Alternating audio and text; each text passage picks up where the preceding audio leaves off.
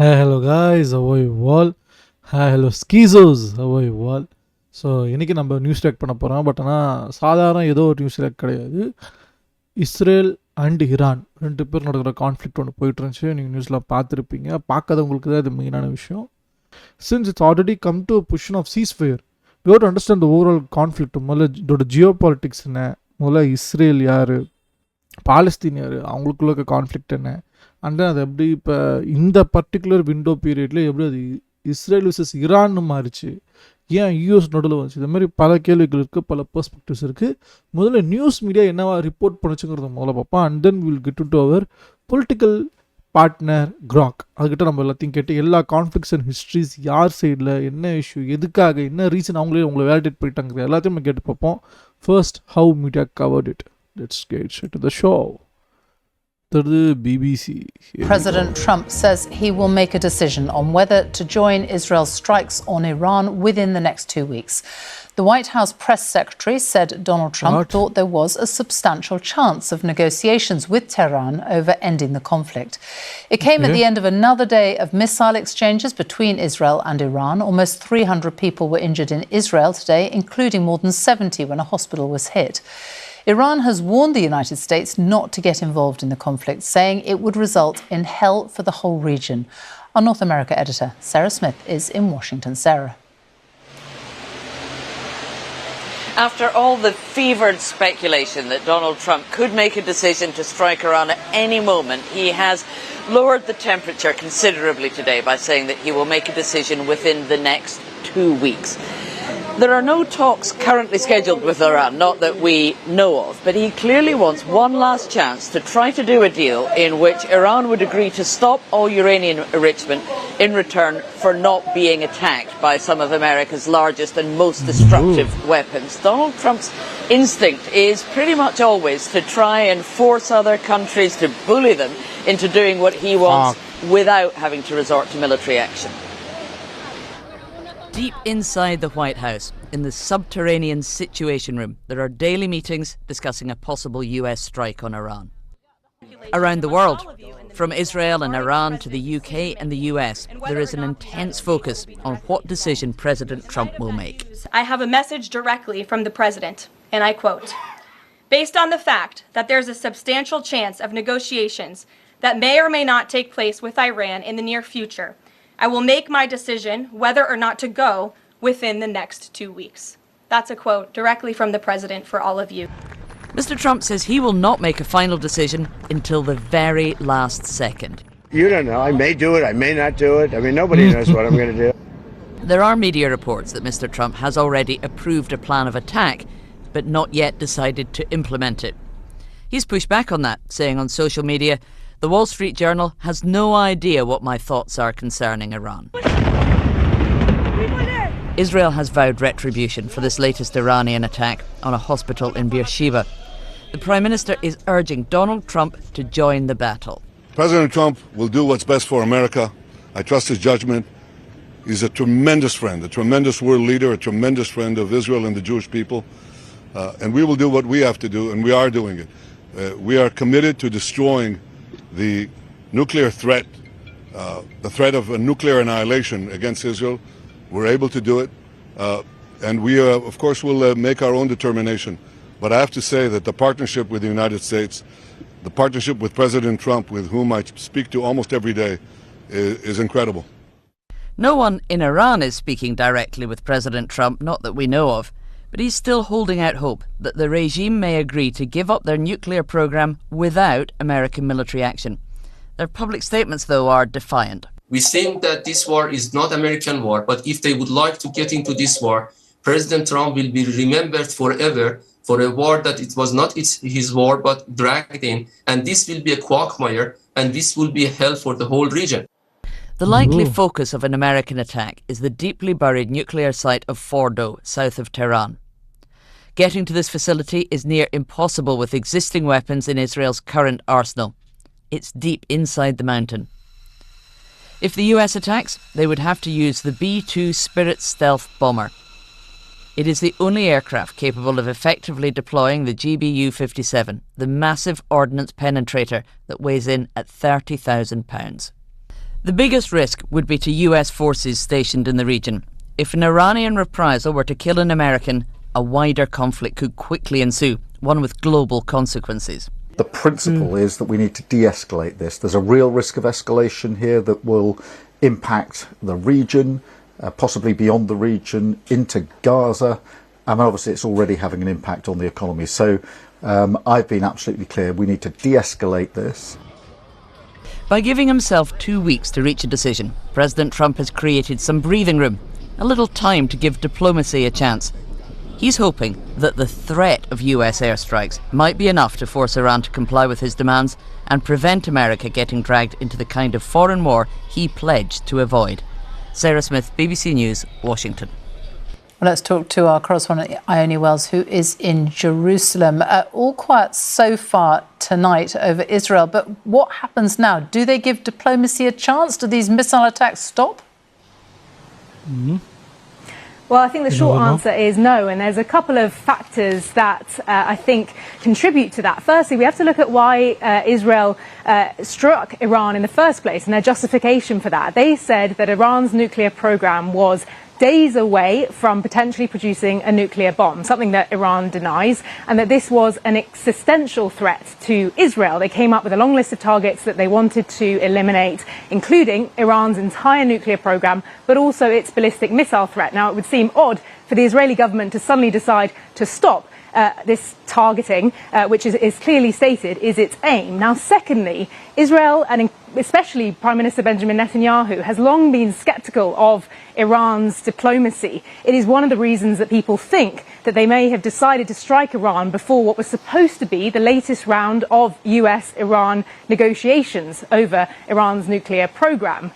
So that is another factor, I think, that suggests this isn't going to go away. Now, thirdly, you have to look at what the rhetoric has been from both Israel's government, but also President Donald Trump. Prime Minister Netanyahu said just this evening that he wasn't looking for a green light from the US before those initial strikes on Iran. And Donald Trump has said as well that he's told Netanyahu to carry on. I don't think any of that looks anything like the kind of de-escalation that we've heard other world leaders calling for. Ione Wells, thank you. Well, our political editor, Chris Mason, is with me now. De-escalation, that's what Sir Keir Starmer has been calling for. David Lammy is in Washington. He's been there today. Is there any sign that they've been listening, Donald Trump been listening to Sir Keir Starmer? Well, certainly from those I speak to in government, they see this 2-week window as welcome because it's not, at least immediately, the alternative, which is an escalation. The Prime Minister's watchword, as you say, has been the opposite, de-escalation. So David Lammy, as you say, has been in Washington. He met Marco Rubio, the US Secretary of State. He also met Steve Witkoff, the US Special Envoy to the Middle East.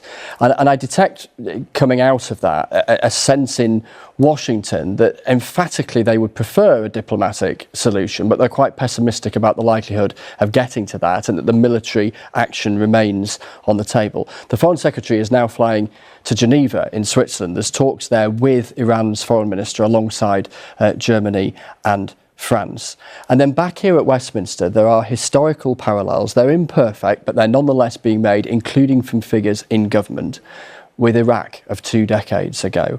A Middle Eastern country, talk of development of nuclear weapons, threatened US aggression, and a big question, what should the UK do? And in particular, in this instance, the military base of Diego Garcia in the Indian Ocean, a potential starting point for those US bombers heading to Iran if they press ahead with these strikes. Now, the Liberal Democrats today have explicitly been drawing that parallel with 20 years ago, saying that legal advice should be published. The Conservatives are saying the UK should be much more bold in being willing to support an ally in Israel.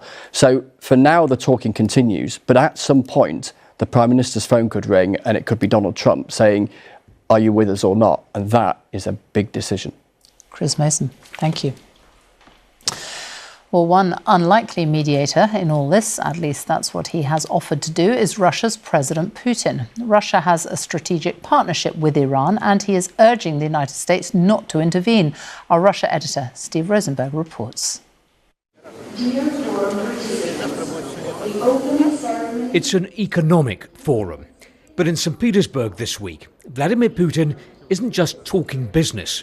He's thinking geopolitics because of the dramatic events in the Middle East. Here, the Kremlin leader's first public reaction to the escalating violence. An offer to mediate. Russia, he says, has sent signals to Israel, Iran and America. From Russian diplomats, condemnation of Israeli attacks on Iran's nuclear infrastructure. Everybody is talking about political situation, regime change, but nobody is focused on the most important and dangerous thing, nuclear issue. Russia and Iran are close allies. Earlier this year, they signed a strategic partnership agreement. But the deal doesn't oblige Moscow to come to Tehran's defense. And it hasn't stopped the Kremlin maintaining good relations too with Israel. Russia has obvious good ways to talk to different parties of the conflict. But once again, let's see how situation develops. I think all of us want stability in the Middle East. All of us want some kind of resolution. No sign of America, though, accepting Russia's offer to mediate. Some here actually see positives for Russia from escalation in the Middle East. They predict that higher global oil prices will boost the economy and that the world's attention will be diverted away from Russia's war in Ukraine. But the idea of direct US military intervention in Iran and the prospect of regime change there, that is causing alarm in the Kremlin. While calling for de-escalation in the Middle East, Russia continues to wage war on its neighbour, on Ukraine. We never bomb civilians. We just targeting military targets, objects and infrastructure in Ukraine. There was a mass Russian attack on Kiev a couple of days ago at drones and missiles, and civilians were killed. Not civilians. Russia wants to portray itself as peacemaker. That's a hard sell. Steve Rosenberg, BBC News, St. Petersburg. Everyone wants a bit of peace, the geopolitics. That's the most alarming, shocking, disgusting, strategic, brilliance. War is old men talking on young men dying. War is old men talking and young men dying. Iran is weeks away from having a nuclear weapons for the last 34 years, right? If you read the Torah written around 350 to 400 BC, it clearly says that Iran is 2 weeks away from possessing nuclear weapons. Well, this age really quick. War would have happened if I was president, they're president. Most ordinary people just want to live in peace, and yet we have to put up with these psychopaths day in and day out. It's a miraculous any of us are here at all. Don't forget when Netanyahu said in Congress in 2002 that if America invaded Iraq, it will make the region peaceful. Right there. Netanyahu was right in 2002 and he was right now in 2022. In 2002, revelations by an exiled Iranian opposition group exposed Iran's clandestine nuclear visitors at Natanz and Arak, contradicting Iran's claim to International Atomic Energy Agency. It was not pursuing a nuclear weapons program. These discoveries, including evidence of uranium distributed heavy water reactor project, sparkled international concern and led to investigation by the IAEA. And is regretting the exact same thing now. He's been saying that shit for the past 30 years. Were you in the Middle East when Iraq invaded Kuwait? And Netanyahu had been repeating the same nonsense for 20 years. Bibi knows America is poorly educated. I hope we all know that it doesn't matter who is in the top job because there is a systematic problem. Greed. How pathetic you start a war and cry for help the next day. Nobody knows what I'm going to do. I don't even know what I'm going to do. From Operation Raising Line to I can't fight alone. Why not have talks with Israel to stop their attacks? Well, now we are in some deep shit. Citizens of the world need to unite against madness. For speaking the real truth, nobody knows what I'm going to do. Right,